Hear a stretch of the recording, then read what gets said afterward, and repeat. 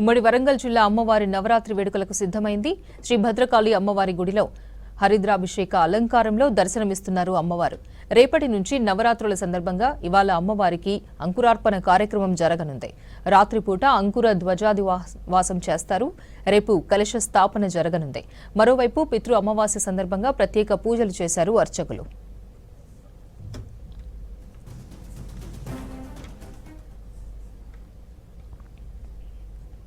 దీనిపై మరిన్ని డీటెయిల్స్ కృష్ణమోహన్ అందిస్తారు.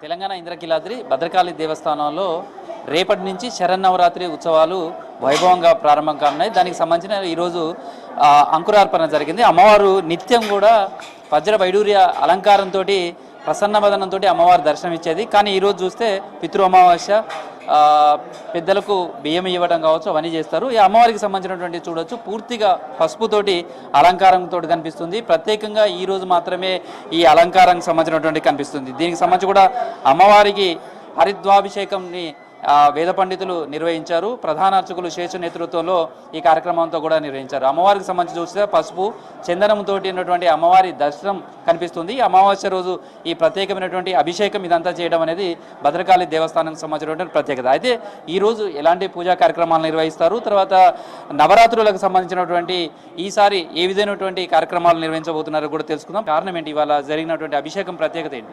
ఈరోజు పితృ అమావాస్య రోజు అమ్మవారికి అభిషేకం పసుపు ద్వారా చెయ్యడంతో నరకాల్లో ఉన్న పితృదేవతలకు కూడా అమ్మవారు వాళ్ళ పాపాన్ని నశింపజేసి ఉత్తమ గతులు ప్రాప్తింపజేస్తుంది.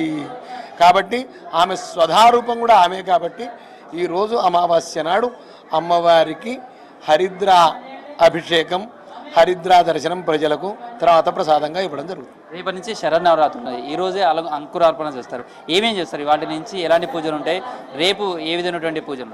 వాళ్ళ అమ్మవారి అనుజ్ఞ తీసుకున్నాక ఈ హరిద్రా దర్శనం అనంతరం గణపతి పూజ, పుణ్యాహవాచనం, షోడశ మాతృకారాధన, నాంది, తర్వాత బ్రహ్మకూర్చ హవనం, పంచగవ్యంతో మొత్తం శుద్ధి చేయడం దేవాలయాన్ని, తర్వాత వాస్తుయాగం పర్యగ్నికరణం చేసి మృత్సంగ్రహణం చేసి అంకురార్పణ చేసి ధ్వజాధివాసం ఈరోజు చేస్తాం. రేపు ధ్వజారోహణంతో కలశ స్థాపనతో నవరాత్రి వ్రతం ప్రారంభం. ఈసారి నవరాత్రులకు సంబంధించి జనరల్గా 9 రోజులు ఉంటుంది, ఈసారి 10 రోజులు వచ్చింది.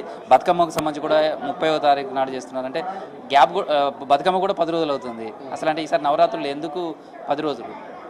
రాత్రి శబ్దస్య తిథి లక్షణే. ఒక్కొక్కసారి నవరాత్రులు ఒకరోజు తక్కువ వస్తాయి, ఒక్కొక్క రోజు ఎక్కువ వస్తాయి, తిథి హ్రాసం, తిథి వృద్ధి వల్ల. కాబట్టి ఈ రాత్రి శబ్దాన్ని తిథిని పట్టుకొని నిర్ణయించాలి, కానీ తక్కువ వచ్చిందని అవి 8 అష్టరాత్రులని దశరాత్రులని మనం సంబోధించకూడదు. ఇది నవరాత్ర వ్రతం, ఇది 9 తిథుల్లో మనం జరిపేది. అయితే బతుకమ్మ అన్నా భద్రమ్మ అన్నా ఎవరన్నా ఆ జగన్ ఏకైవాహం జగత్యత్ర ద్వితీయా కామమాపరా, ఇవన్నీ నా విభూతులే అన్నప్పుడు, కాబట్టి దుర్గాష్టమి నాడు అమ్మవారి జన్మోత్సవం కాబట్టి అమ్మవారికి సద్దులు చేస్తాం. ఆనాడే బతుకమ్మ రూపంలో స్త్రీలు వాళ్ళు దేవతార్చన మొదటి నుంచి చెయ్యరు కాబట్టి పుష్పముల యందు లక్ష్మీర్ వసతి పుష్పేషు లక్ష్మీర్ వసతి పుష్కరే, పురుషులకు దేవతార్చన విధి, స్త్రీలకు ఏమిటి అంటే ఆ పుష్పార్చనలు వాళ్ళ విధి ఏమిటంటే పుష్పముల యందు అమ్మవారిని, వాళ్ళకు మంత్రం అక్కర్లే, తంత్రం అక్కర్లే, పుష్పాలను పెరిచి అమ్మ అనగానే అమ్మ వచ్చి కూర్చుంటుంది. స్త్రీయే ప్రకృతి స్వరూపం కాబట్టి ఆ స్త్రీలు చేసే ఆరాధన. కాబట్టి బతుకమ్మను సంప్రదాయబద్ధంగా దుర్గాష్టమి నాడే సద్దులు చేస్తారు. సద్దులు కేవలం బతుకమ్మకే కాదు, ప్రతి అమ్మవారికి సద్దులు చేస్తారు. ఆనాడు ఆరాధన జరుపుతారు, నవమి నాడు బలి చేస్తారు.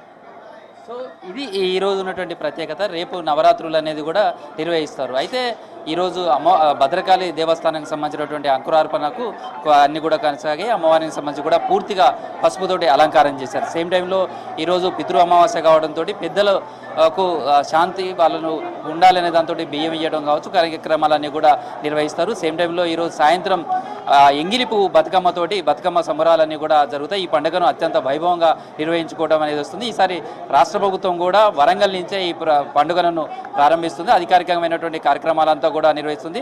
బతుకమ్మ జరిగే ఈ 9 రోజుల పాటు కూడా రాష్ట్ర వ్యాప్తంగా ప్రతిరోజు కూడా అధికారికమైనటువంటి కార్యక్రమాలన్నీ నిర్వహించడం ద్వారా బతుకమ్మ పండుగ విశిష్టత మరింత విశ్వవ్యాప్తం చేసే ప్రయత్నం కూడా రాష్ట్ర ప్రభుత్వం చేస్తుంది. మొత్తానికైతే ఓవైపు బతుకమ్మ పండుగకు కూడా మహిళలంతా సిద్ధమవుతున్నారు. నిన్ననే పూలు అవన్నీ కూడా కొనుక్కొని వచ్చారు.